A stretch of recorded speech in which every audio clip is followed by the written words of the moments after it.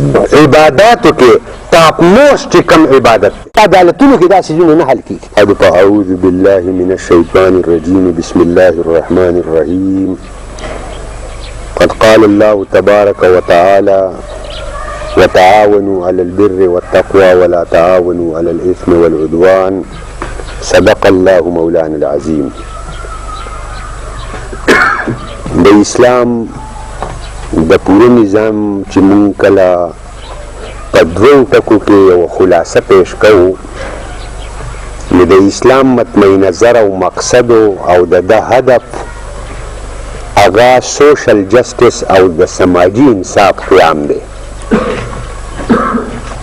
سماجي انصاف متعلق بعضې خلک وایي چې د اسلام خو مطمع نظر او اولنی هدف هغه قربت الله دی چې سړی الله ته ورنږدې شي او د هغه سره لو او محبت هغه جوړ کړي. خو ظاهره خبره ده چې کله سوشل جسټس هغه قایم نه وي نو قربت الله دا ناممکنه وي. ځکه چېرته د خلقو ته مسایل او د هر سړي دا ککرۍ د عدالت فایلي چې چا یې پوله وهلي، چا یې ونه وهلي، چا ته اوړه تختولي، چا ته بجلي تختولي، چا ته تعلیم نه وي، د هغه سره روزګار نه وي، هغه ته د بچو د ودونو د کور قیدلۍ مسایلي. نو ظاهره خبره ده چې هغه په یکسویۍ سره عبادت نشي کولی. دنیا میں تیری یاد سے بیگانہ کر دیا اور تجھ سے بھی دل فریب ہے غم روزگار کی. چې الله پاک دې دنیا زه ستا د یاد نه هغه وخت کلمه ځکه ته خو هم ډېر خوږ ذات یې، خو دا عالمي روزګار چې کوم ما ته راپه اوږه دی نو د دې نه هم ما ته وخت هغه نه میلاویږي. او د دې وجه هم دقه ده چې بیا سړی جومات ته راځي او د عبادت کوي خو هسې یو وچ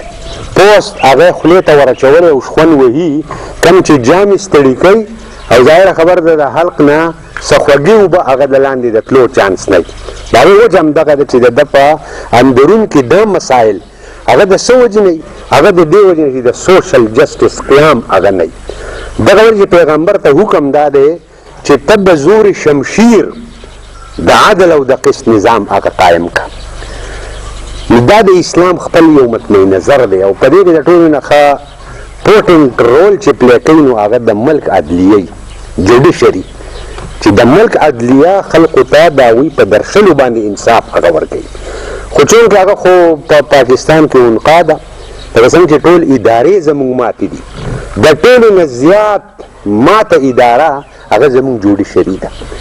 او په هر دور کې جوډیشري په مخ باندې یو داسې داغ هغه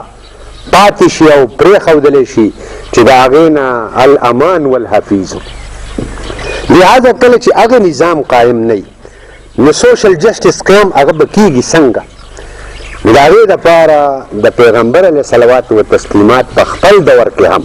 کله چې سوشل جسټس پوره نظام قایم نه و پیغمبر علیه صلوات و تسلیمات هم دا هلې ځلې کړي دي د جرګې د مرکې د یو انجمن په ضمن کې د خلقو مسایل حل کوله. دغه وجې کله غار حرا کې اولنۍ وحی راغله او پیغمبر علیه صلوات و تسلیمات د هغې نه په روب او په دهشت کې ډېر انتهایي زیات هغه ویرېدو او کور ته راغی او خپلې بیبي ته یې وویل چې زملوني په ما باندې یو څادر راواچوه ځکه ډېر انتهایي تیزه تبه وه د پیغمبر علیه صلوات و تسلیمات. او بیا چې کله هغې ته د خپل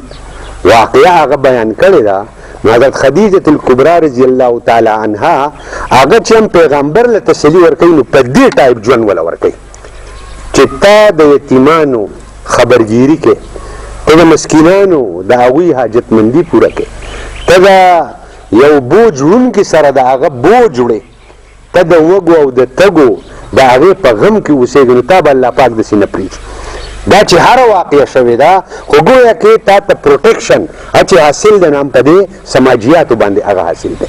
دغه وجې په حدیثو کې دا مضمون ډېر کلیر دی چې د عباداتو کې ټاپ موسټ چې کم عبادت دی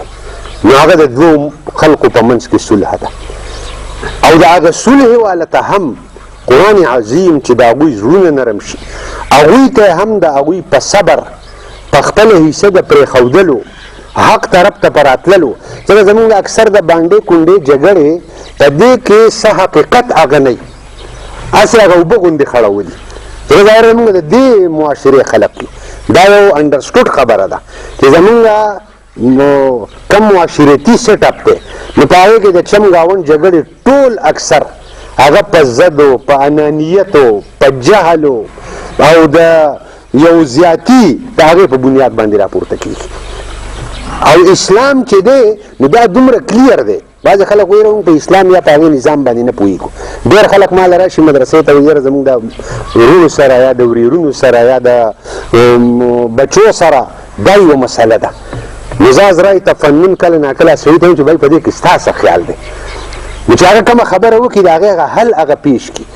نو ته یقین وکړه چې هغه د قرآن او د حدیث خبرې هغه ټوټلي اسلامي نو زه خو وایم چې بھائی خبره هم دقه د اسلام ده یاره وایي دا خو زمونږ هغه هلکان نه مني نو اوس الله پاک دې له بیا نه راکوزېږي دا په اندرون کې چې کومه رڼا ده او دا کم په اندرون کې کوم الله تعالی یو عقل یو فکر یو سوچ د معاملاتو د ټیکل کولو کم یو صلاحیت درکړی دی دا در اصل کې اسلام دی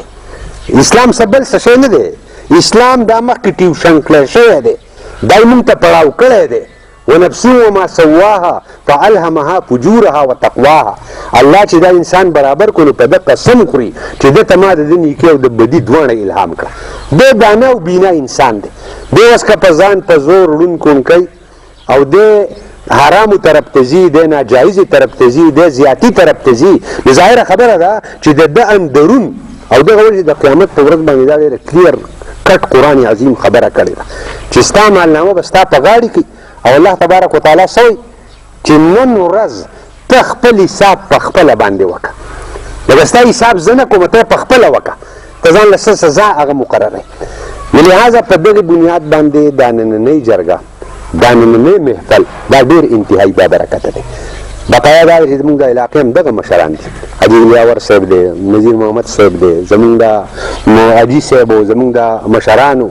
بیا بغزمان غوندې او باچا حسین صاحب غوندې دومره عزتمن خاندانونه